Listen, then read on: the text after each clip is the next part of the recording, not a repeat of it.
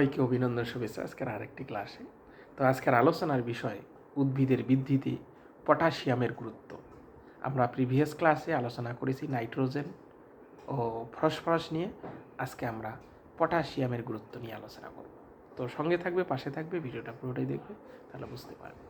তো আমরা জানি যে উদ্ভিদের বৃদ্ধিতে তৃতীয় একটা গুরুত্বপূর্ণ খাদ্যমূল হলো পটাশিয়াম। আমরা প্রথম জানি নাইট্রোজেন, দ্বিতীয় হচ্ছে ফসফরাস, আর তৃতীয় হচ্ছে পটাশিয়াম। এটি উদ্ভিদের বৃদ্ধিতে খুবই গুরুত্বপূর্ণ ভূমিকা পালন করে, মনে রাখবে।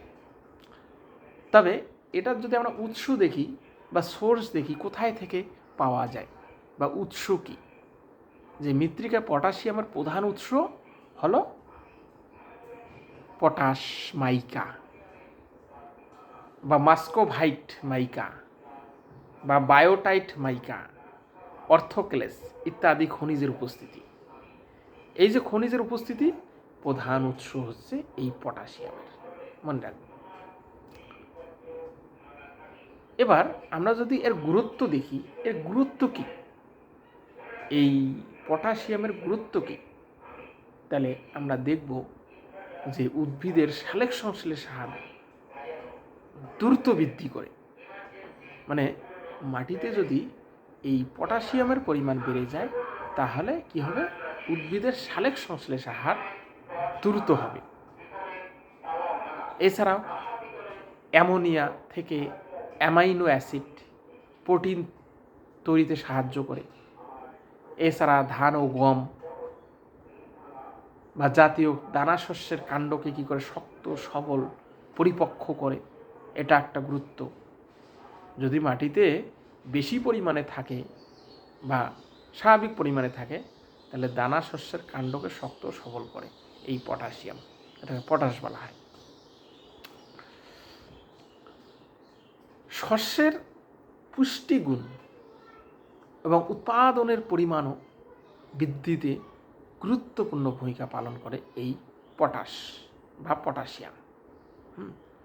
এছাড়াও আমরা যদি দেখি যে উদ্ভিদের রোগ প্রতিরোধ ক্ষমতা বাড়ে।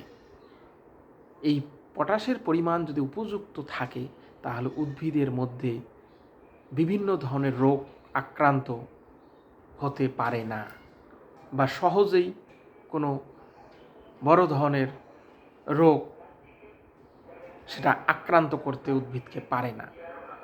ডালপালার বৃদ্ধি হয়, বিশেষ করে ধান গমে কাণ্ডকে মজবুত করে, এটা গুরুত্বপূর্ণ ভূমিকা পালন করে।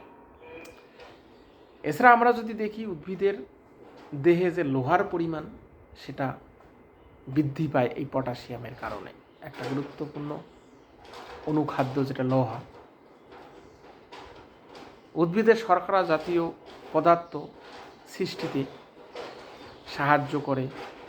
পাতায় প্রস্তুত শর্করা ও বিভিন্ন অঙ্গ প্রত্যঙ্গে ছড়িয়ে যেতে সাহায্য করে, একটা গুরুত্বপূর্ণ ভূমিকা পালন করে থাকে, এটা মনে রাখবে।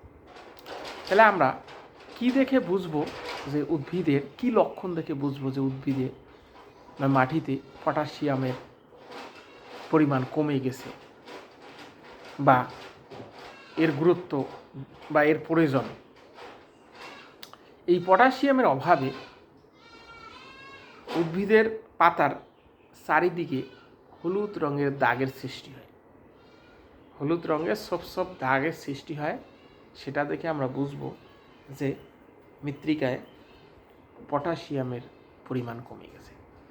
এছাড়া উদ্ভিদ খর্বাকার হবে, বার বৃদ্ধি কম হবে, উদ্ভিদের নিম্নাংশে বা নিচের অংশে গিয়ে তামাটো বর্ণের হয়ে পড়বে। দেখে মনে হবে যে উদ্ভিদটার যেন রোগগ্রস্ত হয়ে গেছে।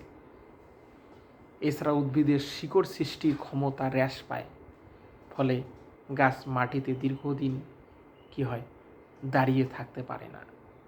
ধান গম প্রভৃতি জাতীয় উদ্ভিদে যে নিম্নাংশ তামাটো বর্ণের হয়ে যায় না, লাল বর্ণের হয়, সেটা এর অভাবের জন্য। এটা যদি অভাব হয়, তাহলে এই সমস্যাগুলো বা লক্ষণগুলো দেখা যায়। এবার এর পরিমাণ যদি মৃত্তিকায় এর পরিমাণ যদি বেড়ে যায়, তাহলে আমরা কি করে বুঝবো যে মৃত্তিকায় এই পটাশিয়ামের পরিমাণ বেড়ে গেছে? মৃত্তিকায় পটাশিয়ামের পরিমাণ যদি বেড়ে যায়, তাহলে তোমরা বুঝবে বা দেখবে যে গাছের পাতা ধূসর রঙের হয়ে গেছে। কি হয়ে গেছে? ধূসর রঙের, বাদামি রঙের হয়ে গেছে। সেটাতে তোমরা বুঝে নেবে যে মৃত্তিকায় পটাশিয়ামের পরিমাণ কমে গেছে। ফুল পরিপূর্ণ হওয়ার আগেই ঝরে পড়ে, মানে ফুল হয়ে যাচ্ছে কিন্তু সেই ফুল গাছের মধ্যে থেকে ঝরে পড়ে যাচ্ছে, ফল হওয়ার আগেই ঝরে পড়ে যাচ্ছে। এটা দেখে বুঝবে যে মৃত্তিকায় পটাশিয়ামের পরিমাণ কমে গেছে বা বেশি হয়ে গেছে। ফলের ত্বক খুব বেশি পুরু হয়ে যাচ্ছে, মানে মোটা হয়ে যাচ্ছে। এটা দেখে বুঝবে যে পটাশিয়ামের পরিমাণ বেড়ে গেছে এই কারণে হয়ে যাচ্ছে। তো এই ছিল পটাশিয়ামের গুরুত্ব।